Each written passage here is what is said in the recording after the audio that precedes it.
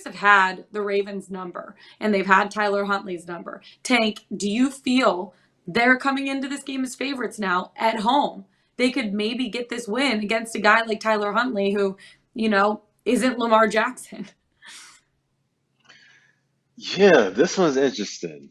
We know that Lamar is not going to play.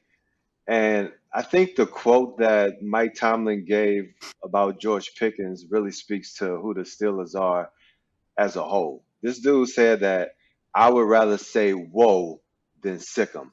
And if you need me to break that down for you, that means that Mike Tomlin wants some damn dogs on this team. He don't want some people that you have to be like, hey, I want you to play up to these Mm-hmm. expectations. Like, I want you to be like, hey, coach, I'm not really feeling it right now. He want to be like, hey, like, give me the damn ball. I feel like I can go help the team win. Or, hey, that guy shouldn't be out there. I should be in there because I'm going to go get that sack. I'm going to go get that interception. And that's the mindset that the Steelers are playing with right now. And that's why they've won 2 games in a row. And so now you have a divisional matchup where you're playing against a Baltimore Ravens team that lost their starting quarterback Yeah. yet again. Tyler Huntley has to come in. He's played good in spurts, but at the same time, we've seen even when the Ravens were healthier this year, regardless of who they play, what do?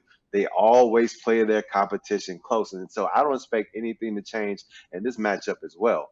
And so with those two teams being divisional rivals, probably going to play a competitive game, I feel, to me, not knowing who's going to win this game, the under feels the most comfortable, even though it's set at 38. But with the Pittsburgh Steelers defense improving, with the Baltimore Ravens defense improving, and with these two young quarterbacks who you don't expect one to go out and just kind of just murder the other team, I feel like that would be the most Mm-hmm. comfortable play for me, is the under in this matchup.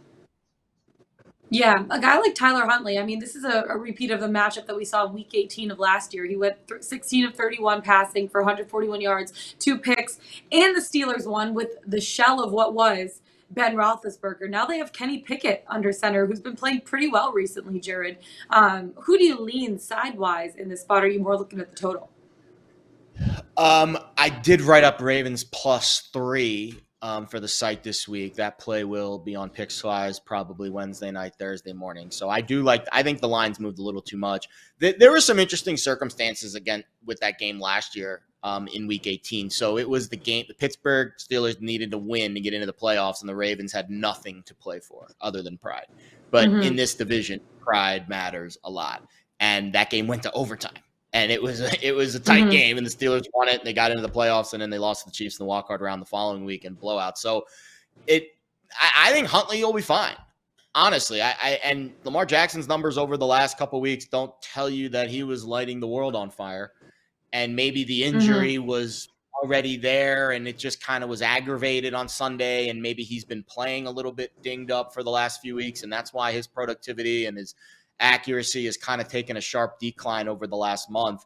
But the market's telling us here with the Ravens at 5 on the look ahead last week, and now 2.5, really 3 at one point as an underdog, it's telling you that Tyler Huntley is worth over a touchdown on the spread compared to Lamar Jackson.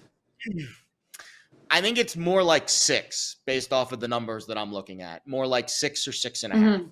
So I think we're getting a little bit of value here on Baltimore as the home underdog. I mean, listen, it's kind of obvious what the game plan is going to be.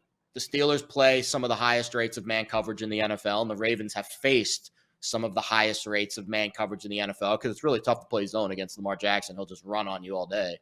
So I think we're going to see a ton of man coverage here, and it's all about if Tyler Huntley can diagnose it properly and make a few throws to stay in this game. Since trading for Roquan Smith, the Ravens defense is the top 5 unit since week 9. They're top 5 against the run. They're not letting you run it down their throats, which is what they were kind of doing early in the season, very anti-Ravens-like. Since the bye in also week 9 for Kenny Pickett, that's where kind of the evolution has come. 3-1 straight up. The only loss was against the Bengals, and that was a game where the Steelers led at half. They scored 30 points. Obviously, the offense wasn't at fault for that game. In weeks 5 through 8, Pickett's first 4 starts in the NFL, offense 28th in efficiency. Since week 10, after that bye week, in week 10, the offense is a top 10 unit. So maybe it's the bye, getting a little more comfortable. Clearly, we've seen some of the other pieces around Pickens come along. I think this offensive line's playing better for the Steelers. But at the end of the day, this is a Ravens-Steelers game, and I'm getting 7.5 points of value from the look ahead. I know it's a different quarterback, but I think Tyler Huntley can do enough to keep Baltimore in this game. And if you can get the full 3, it is a stone cold bet. At 2.5, it's a smaller play, but I still think the Ravens are a little bit undervalued in this spot.